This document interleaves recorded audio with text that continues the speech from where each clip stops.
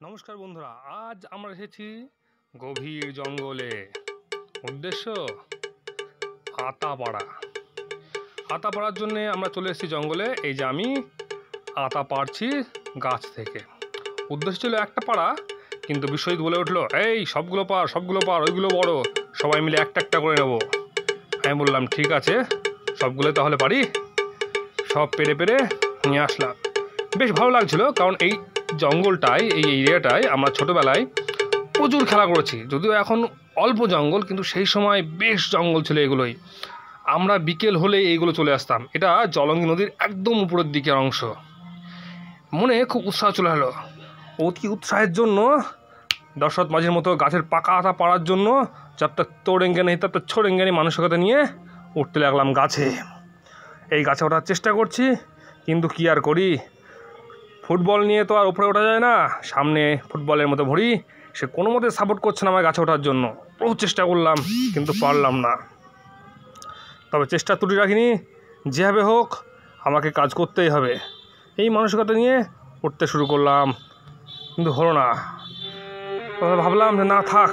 অবশেষে আমাদের team manager Bapan সরকার এসে বলল, একদম স্লিম ফিগার বডি নিয়ে চচ্চর করে উঠে পড়ছে গাছের উপর দিয়ে। এই যে উঠছে গাছে, ও একদম দশরথ মাঝি। উঠে বলল, জব তক তোড়েঙ্গে নেই তব তক ছোড়েঙ্গে নেই। অবশেষে গাছ পাখা একটা সলিড আতা আমরা পেরে নিলাম। এই জঙ্গলে প্রচুর স্মৃতি রয়েছে আমাদের। আমরা অনেক দিন পর আজকে সব বন্ধুরা এক জায়গায় হয়েছি, এই জঙ্গলে এসেছি, সারাদিনটা কাটালাম। ওই যে আতা, catch to me and I give it to the Biswajit. আতাটা খেতে লেগেছিল খুবই সুন্দর। তার আগে গাছ থেকে নামছে আমাদের বান্দর।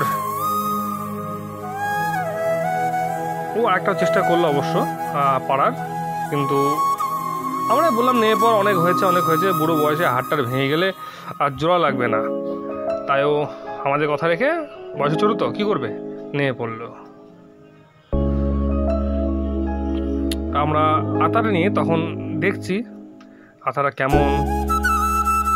কতদিন পর এরকম একটা সুগন্ধি আতা হাতে পেয়েছি।